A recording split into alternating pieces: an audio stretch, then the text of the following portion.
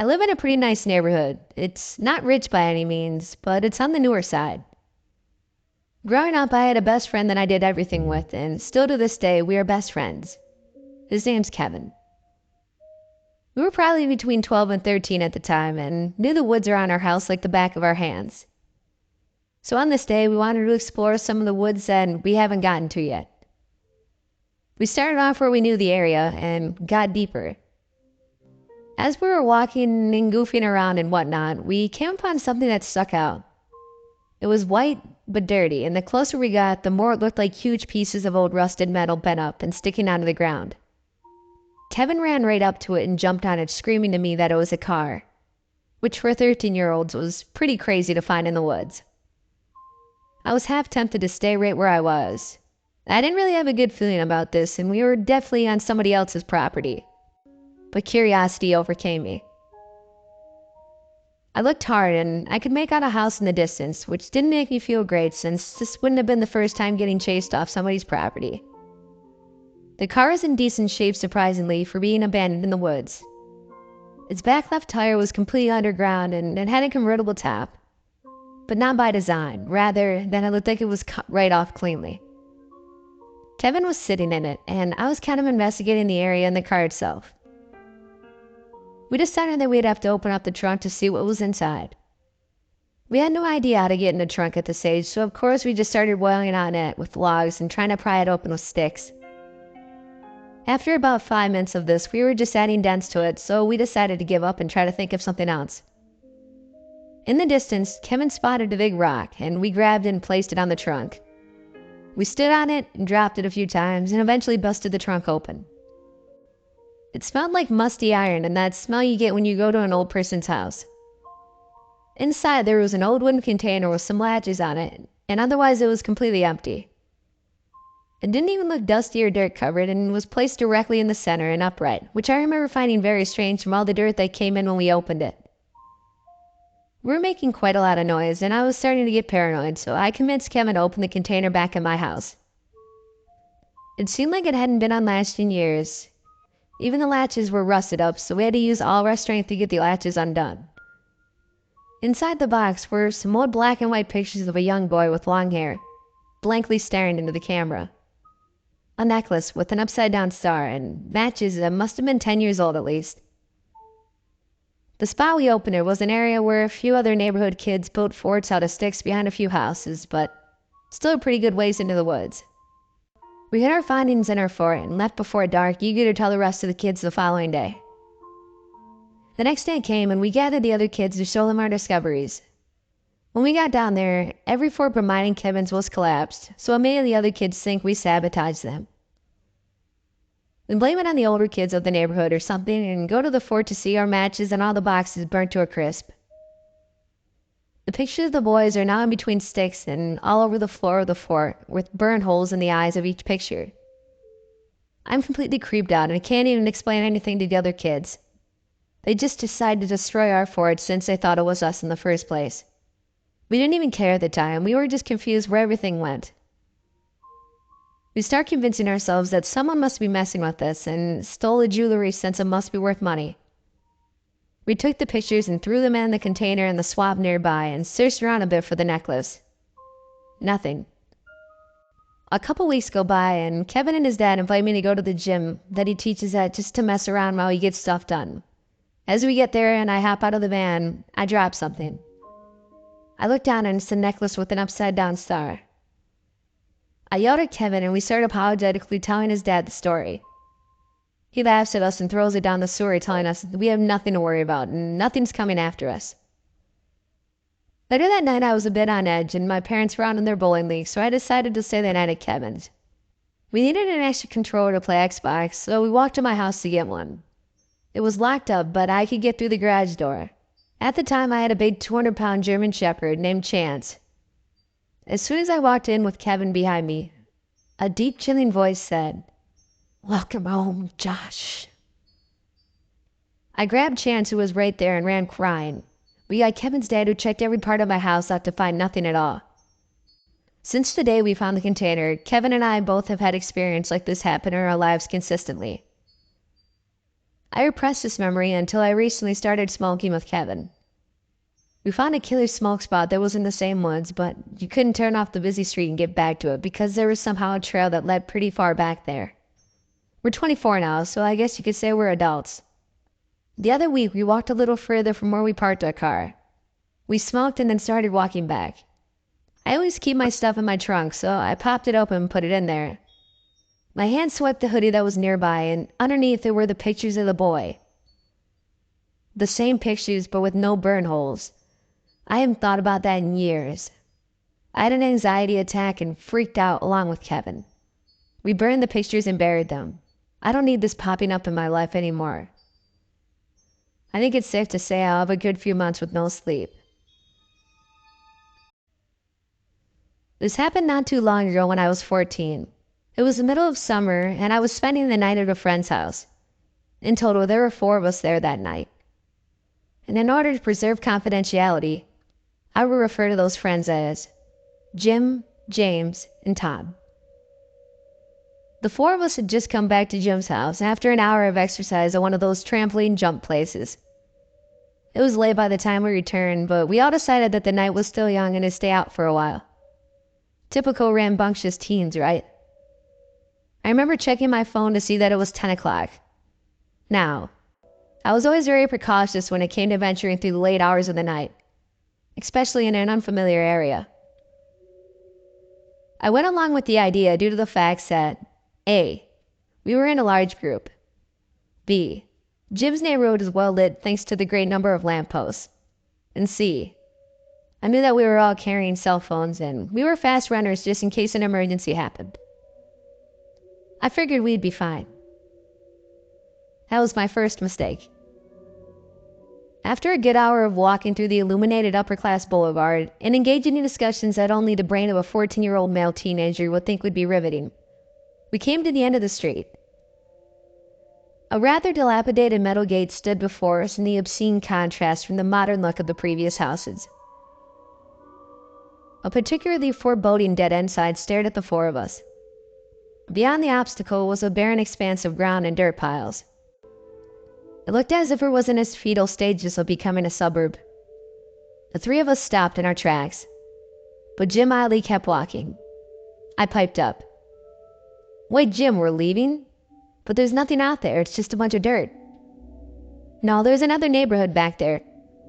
I pulled out my phone again and saw that it was already 11. No wonder my legs were starting to get tired. We had been walking for about an hour.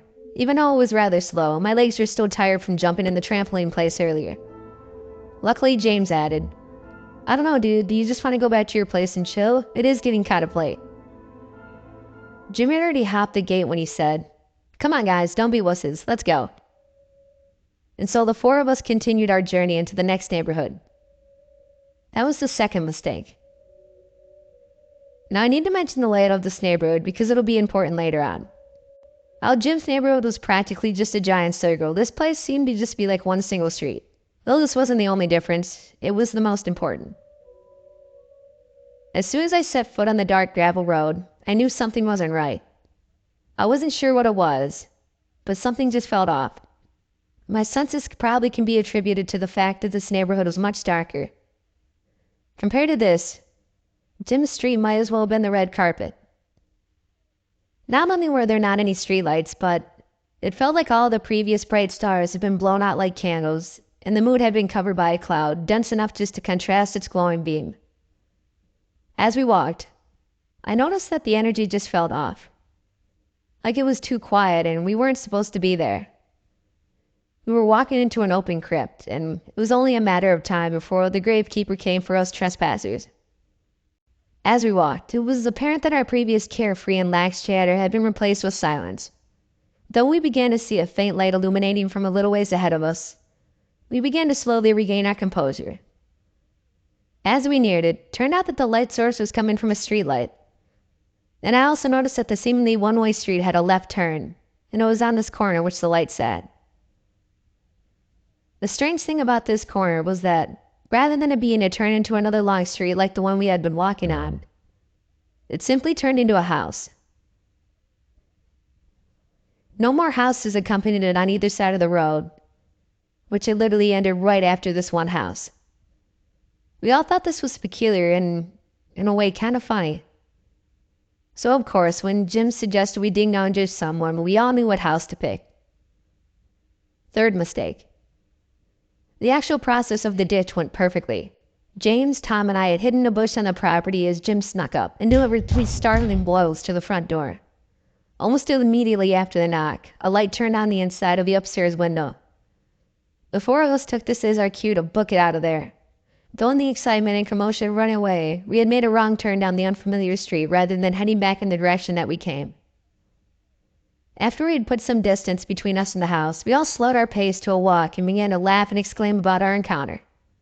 All the anxiety present when entering the neighborhood was now replaced with the devious sense of pride from our mischievous accomplishment, and everyone was basking in the glory. Everyone, that is, except James. James had stopped walking and was turned around, pointing at someone behind us. Guys, is someone following us? My heart fell as I heard this sentence, and I felt the hairs on the back of my neck stand up as I turned and we all saw, to our horror, an old man standing directly underneath the streetlight. This was when I realized that turning the wrong way had been our 4th mistake. We now had this man in between us and the safety of Jim's neighborhood. The first thing that stuck out to me was the appalling fact that he appeared to be completely nude. The light from above him gave him a perfectly putrid perspective of the man's perverted parts. Wrinkles cascaded down sickly white arms and legs, contrasted by overgrown and unkempt hair. The only thing covering his nether region was his bulging stomach, which drooped down unnaturally far. But what bothered me most was the fact that he had his uneasy smile. His grin contained teeth so yellow that I could observe them from roughly 75 yards away. The man stayed still and simply looked at us, his neck ever so slightly tilting awkwardly to one side.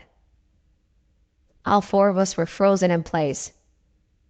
After a solid minute, to our relief, the man turned away from us and began walking back towards his house. I breathed a small sigh of relief, but this calm was short-lived when I realized the man was walking backwards directly towards us. It didn't take long for the other 3 to see through the illusion or the fact that he was gaining unnaturally quick. We bolted. Any soreness in my legs had disappeared as my mind took over, and began to run through a plan in my mind. I remember thinking that this neighborhood was most likely the same as Jim's and eventually curled around in full circle. No such luck. The 4 of us saw on the horizon the disheartening shape of another dead-end sign, but this time it was followed by a forest area with plants too dense to fit through. We were trapped. At this point, we had begun to hear yelling behind us. I couldn't make anything out that he was saying, but it sounded oddly like a woman's voice. And I remember the threatening proximity of his calls made my eyes moisten with fear. I glanced back and saw that the man was still a ways behind us, but he was now turned around and sprinting as well. As we neared the dead end, I noticed that there were still houses on either side of us. Now I had a plan. I ran to the front of our group as we arrived at the gate and told everyone to follow me. We turned into the yard of the final house on the left side, seeing that the man was still about 4 houses away. I led us to the backyard where there was a row of tall pine trees and instructed everyone to put their hoods up. From our location, we could look in between the houses to see the side of the road the man was running on. "Okay," I whispered. "We will wait here and watch in between those houses. As soon as we see him pass, we book it through there and back to Jim's." Everyone seemed to agree with the plan, and then we all began watching and waiting. Not 2 minutes in, a shiver ran down my spine as we heard the same voice from before in the backyard with us. I now recognized that it was not a woman's voice, but rather a man's voice that was trying to go extremely high. Almost as if he was intimidating a sick and demented Mickey Mouse, he casually said, "Do you want to come out? Or do I have to come and find you?" Without any hesitation, we all swished into it and started sprinting as fast as we can. We didn't look back. We didn't say a word. We didn't stop running until we were safely back in Jim's garage. I never did figure out how the man caught up with us so fast, with how far away he was. Neither did we figure out why on the earth he was stark naked chasing little boys in the middle of the night. The one thing I did learn was that I am never ding-dong ditching again.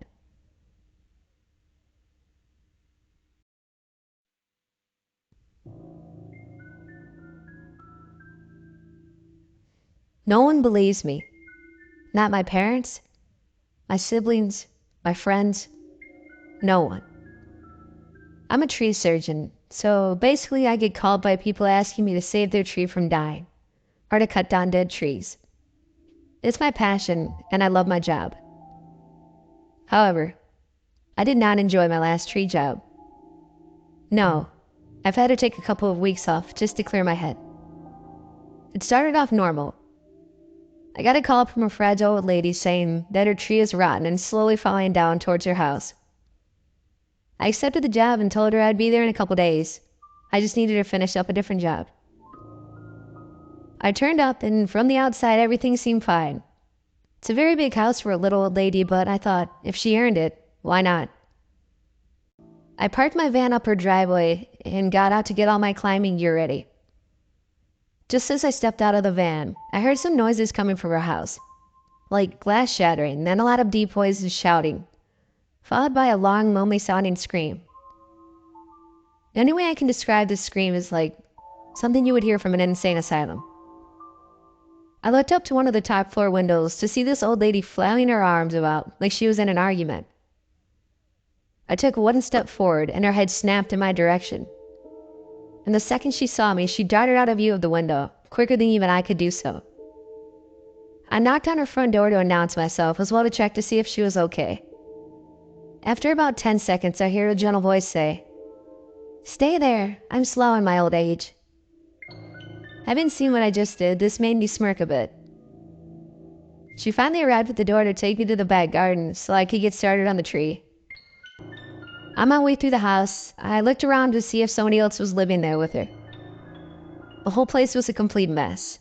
The floor was covered in feces, smashed glass, and, this may sound kind of funny, but baked beans. She led me outside and I pretended I didn't see anything, as she didn't seem to either, and I cracked on with my work.